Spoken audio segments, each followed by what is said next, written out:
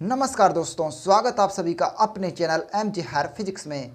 इस video lecture में हम बात करेंगे energy of an electric field of continuous charge distribution. यहाँ पर हम इलेक्ट्रिक फील्ड की एनर्जी ज्ञात करेंगे due to continuous charge distribution के कारण।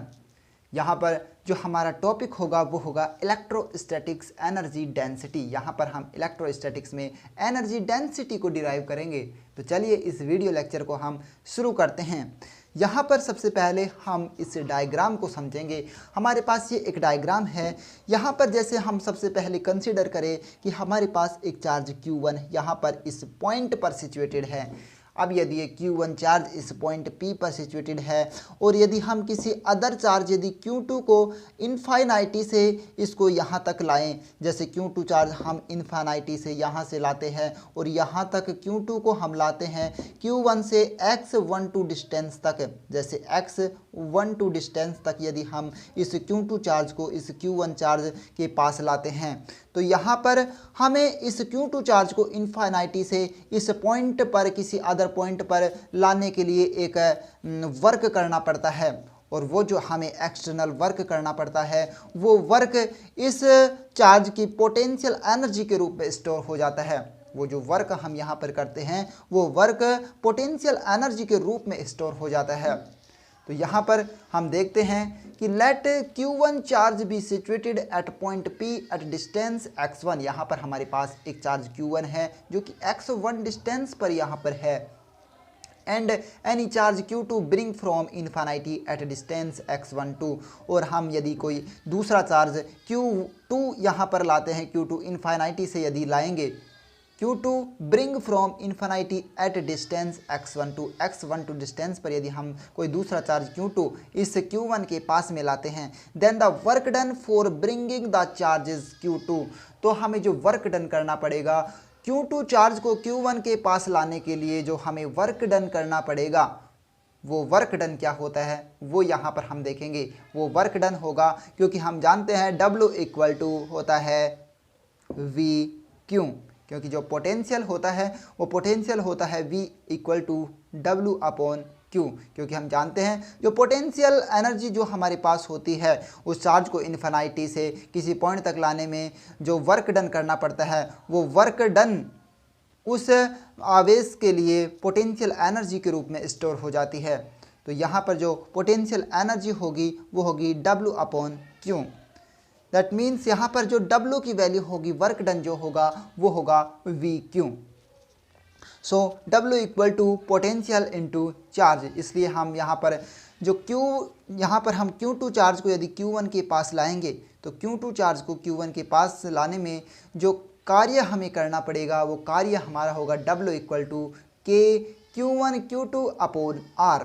यहाँ पर जो R की वैल्यू होगी, क्योंकि हम Q2 चार्ज को Q1 से x12 डिस्टेंस पर ला रहे हैं, इसलिए यहाँ पर जो डिस्टेंस हमारे पास होगी Q1 और Q2 के बीच की डिस्टेंस होगी, और यहाँ पर Q1 और Q2 के बीच की डिस्टेंस x1 माइनस x2 होगी, क्योंकि हम इसे x12 से रिप्रेजेंट कर रहे हैं। इक्वल टू हम लिख सकते हैं कि Q1 Q2 upon x12, equation number first. Similarly further इसी प्रकार से अब हम Q2 चार्ज को लाते हैं, Q2 charge brought from infinity at distance x3। इसी प्रकार से हम Q3 चार्ज को यहाँ पर लाएंगे। अब हमारे पास यहाँ पर 2 चार्ज Q1 और Q2 जैसे सिचुएटेड हो गए। अब हम तीसरे चार्ज Q3 को यदि इन्फिनिटी से लाते हैं तो अब ये जो Q3 चार्ज होगा, इस Q3 चार्ज को हमें Q1 और Q3 के पास लाने के लिए, Q1 और Q2 के पास लाने के लिए एक वर्क, एक एक्सटर्नल वर्क करना पड़ेगा यहाँ पर। अब वो जो वर्क होगा उस वर्क की वैल्यू यहाँ पर क्या होगी वो हम देखते हैं। Similarly further Q3 charge brought from infinity at distance x3। Work done जो वर्क डन होगा वो होगा W equal to K Q1 Q3 upon R13, क्योंकि यहाँ पर Q1 चार्ज हमारे पास सिचुएटेड है और हम Q3 को ला रहे हैं, इसलिए K Q1 Q2 upon R13 plus अब यहाँ पर हमारे पास Q2 चार्ज भी हमने ऑलरेडी यहाँ पर ब्रॉट कर लिया है, ब्रिंग कर लिया है, तो Q2 चार्ज भी यहाँ पर सिचुएटेड होगा और Q3 चार्ज को हम उसके पास ला रहे हैं, इसलिए वर्क डन होगा कि Q2 Q3 अपॉन x23, इसलिए जो टोटल वर्क डन होगा इन दोनों का योग होगा। इक्वेशन नंबर 2 इसे हम देते हैं the total work done W can be written as, अब जो टोटल वर्क डन होगा इसी प्रकार से हम Q4 चार्ज को लाएंगे, फिर हम Q5 चार्ज को लाएंगे, इसी प्रकार से हमारे पास जो टोटल वर्क डन आएगा वो उसको हम इस प्रकार से लिख सकते हैं W equal to K Q1 Q2 upon X12 plus K Q1 के पास फिर हम Q3 लाएंगे तो वर्क डन होगा Q1 Q3 upon X13 plus इसी प्रकार से हमारे पास, इसी प्रकार से हम Q1 के पास Q4 और Q5 एज सोन एज लाते जाएंगे प्लस के। अब जैसे हमारे पास Q2 चार्ज सिचुएटेड है और Q2 के पास यदि हम Q1 चार्ज लाते हैं तो उसके लिए जो वर्क डन हमें करना पड़ेगा वो होगा कि Q2 Q1 upon X12 plus, अब यदि Q2 चार्ज हमारे पास सिचुएटेड है और Q3 को हम लाते हैं इनफाइनाइट से तो हमारे पास जो वर्क डन होगा वो होगा कि Q2 Q3 upon X23 plus के। अब इसी प्रकार जैसे हमारे पास Q3 चार्ज सिचुएटेड है और उसके पास हम Q1 चार्ज लाते हैं, फिर उसके पास हम Q2 चार्ज लाते हैं तो जो वर्क डन होगा वो होगा कि Q3 Q1 upon X13 plus के Q3 Q2 अपॉन X23। इसी प्रकार से हमारे पास आगे टर्म्स आती रहेगी और W इक्वल टू हम इसे लिख सकते हैं K की वैल्यू हम बाहर ले लेंगे, K की वैल्यू हम रख देंगे 1/4πε0 इंटू, यहाँ पर हम देखेंगे कि हमारे पास जो टर्म्स होगी यहाँ पर एक सेम टर्म्स यहाँ पर 2 टाइम्स रिपीट होगी। जैसे यदि हम ये वाली टर्म्स देखें कि Q1 Q2 अपॉन X12 और के Q2 Q1 अपॉन X12, यहाँ पर ये सेम वर्क डन है या सेम टर्म्स है, ये यहाँ पर 2 टाइम्स रिपीट होती है, इसलिए हम इस इक्वेशन को मल्टीप्लाई कर देते हैं 1/2 से, क्योंकि यहाँ पर जो वर्क डन है वो वर्क डन यहाँ पर ड्यूअल हो रहा है, यहाँ पर दोगुना हो रहा है, इसलिए हम यहाँ पर जो वर्क डन ज्ञात करने के लिए इस इक्वेशन को 1/2 से मल्टीप्लाई कर देंगे, क्योंकि सेम वर्क डन के लिए 2 टर्म्स हमें प्राप्त हो रही है, इसलिए 1/2। देन Q1 यहाँ से हम कॉमन लेंगे तो हमारे पास अंदर बचेगा Q2 upon X12 plus Q3 upon X13 plus यहाँ से हम Q2 कॉमन ले लेंगे plus Q2 Q1 upon X12 plus Q3 upon X23। इसी प्रकार यहाँ से हम Q3 कॉमन ले लेंगे तो Q1 upon X13 plus Q2 upon X23 plus एज सोन एज, ये हमारे पास W की वैल्यू होती है। नेक्स्ट यदि अब हम देखें तो इसको हम समेशन के रूप में भी लिख सकते हैं, तो इसे हम लिखेंगे W इक्वल टू 1/4πε0 इंटू 1/2 और इसे हम लिख सकते हैं यहाँ पर Q1 plus Q2 plus Q3, इस प्रकार से हमारे पास इक्वेशन चल रही है, तो इसे हम लिखेंगे summation QI where I equal to 1 to N और इसे हम लिखेंगे यहाँ पर समेशन QI अपॉन QIJ। तो चलिए देखते हैं, यहाँ पर W हमें प्राप्त होता है 1/4πε0 into 1/2 summation I equal to 1 to N QI summation I equal to 1 to N QJ upon XIJ। If the charge distribution is continuous, यदि हमारे पास जो चार्ज डिस्ट्रीब्यूशन है वो कंटिन्यूअस चार्ज डिस्ट्रीब्यूशन है, वो डिस्क्रीट ना होकर कंटिन्यूअस है, then charge distribution then above equation can be written as, तब हम यहाँ पर समेशन की जगह है यहाँ पर इंटीग्रल का साइन यूज कर सकते हैं। Then W equal to 1/4πε0 into 1/2 integration QI को हम लिख सकते हैं यहाँ पर चार्ज डेंसिटी की डेफिनेशन से हम इसको लिख सकते हैं रो XI dV, QI की जगह हम लिख सकते हैं integration rho XI dV and integration यहाँ पर भी QJ की जगह हम यहाँ पर लिख सकते हैं रो XJ dV अपॉन XIJ। यहाँ पर हमने वॉल्यूम चार्ज डेंसिटी की डेफिनेशन से हम किसी वॉल्यूम चार्ज के लिए हम लिख सकते हैं QI और QJ की वैल्यू इस प्रकार से। देन W इक्वल टू हमारे पास आएगा 1/2 rho XI into 1/4πε0 integration rho XJ upon XIJ dV।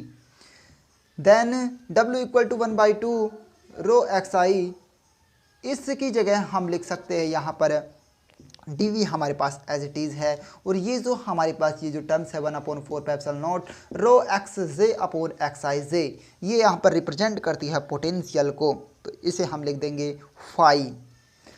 अब हम यूज़ करते हैं पॉइजन डिफरेंशियल इक्वेशन। हम जानते हैं कि जो पॉइजन डिफरेंशियल इक्वेशन होती है from Poisson differential equation del square phi equal to minus rho upon epsilon naught, तो यहाँ से यदि हम रो की वैल्यू ज्ञात करें तो रो की वैल्यू यहाँ से आएगी minus epsilon naught del square phi. तो यहाँ से हम देन यहाँ पर जो हमारे पास W की जो वैल्यू प्राप्त होगी वो रो की वैल्यू, ये जो रो की वैल्यू है ये रो की वैल्यू हम यहाँ पर पुट कर देंगे, तो हमारे पास W इक्वल टू आएगा 1/2 minus epsilon naught del square phi into phi dV। Then फिर हम यहाँ पर यूज़ करते हैं फ्रॉम मैक्सवेल फर्स्ट इक्वेशन। अब जो मैक्सवेल की जो फर्स्ट इक्वेशन होती है वो होती है del dot E equal to rho upon epsilon naught. इस इक्वेशन को हम इस प्रकार से भी लिख सकते हैं del dot epsilon naught E equal to rho, and rho equal to epsilon naught E की जो वैल्यू होती है वो होती है डी वेक्टर, इसलिए rho equal to del dot D vector. Then यहाँ पर जो हमारे पास डेल स्क्वायर जो फाई की वैल्यू प्राप्त होगी, डेल स्क्वायर फाई की वैल्यू हम यहाँ से ज्ञात करेंगे। जैसे इस इक्वेशन में हम देखें तो del square phi equal to minus rho upon epsilon naught, और इस इक्वेशन में हम देखें तो हमारे पास रो की वैल्यू हमने प्राप्त की डेल डॉट डी वेक्टर, ये रो की वैल्यू हम यहाँ पर रख देंगे इस वाली इक्वेशन में। तो हमारे पास डेल स्क्वायर फाई की जो वैल्यू आएगी वो आएगी del square phi equal to minus rho की जगह हम लिख देंगे del dot D vector then minus del dot D vector upon epsilon naught. ये जो डेल स्क्वायर फाई की वैल्यू हमें प्राप्त हुई है ये वैल्यू हम इस वाली इक्वेशन डब्ल्यू की इक्वेशन में रख देते हैं। तो डेल स्क्वायर फाई की वैल्यू हम minus del dot D upon epsilon naught रखेंगे, then W equal to 1/2 minus epsilon naught, और डेल स्क्वायर फाई की जगह हम रखेंगे minus del dot D vector upon epsilon naught into phi D V, then W equal to 1/2 epsilon naught से epsilon naught cancel हो जाता है, minus minus हमारे पास प्लस हो जाएगा, del dot D vector phi D V. ये हमें equation number 3 प्राप्त होती है। नेक्स्ट हम यहाँ पर देखते हैं, अब हमें जो इक्वेशन नंबर 3 यहाँ पर प्राप्त हुई है, इस इक्वेशन नंबर 3 में हमारे पास ये टर्म्स आती है del dot D vector phi, और इसको हम यहाँ पर इसको एक्सप्रेस करेंगे यूजिंग वेक्टर प्रॉपर्टीज़। इसको हम वेक्टर प्रॉपर्टीज़ का यूज़ करके इसे आगे एक्सप्रेशन करते हैं। यहाँ पर हम यूज़ करेंगे using the property del dot D phi equal to, इसकी जो वैल्यू होती है वो होती है phi del dot D vector plus D vector del phi, ये हमारे पास इसकी वैल्यू होती है। तो यहाँ से हम phi del dot D vector की वैल्यू हमें चाहिए, इसलिए इसकी वैल्यू होगी del dot D phi minus D vector del phi. तो यहाँ पर ये जो वैल्यू है phi del dot D vector की, ये वैल्यू हम उस इक्वेशन नंबर 3 में पुट करेंगे। तो ये पुट करेंगे तो हमारे पास ये अलग अलग, इसको हम अलग अलग टर्म्स के रूप में लिख लेंगे, तो हमारे पास ये इक्वेशन नंबर 4 प्राप्त होगी। W equal to 1/2 integration V del dot D phi D V minus 1/2 D vector del phi D V equal to, ये इक्वेशन नंबर 4 हमें प्राप्त होती है।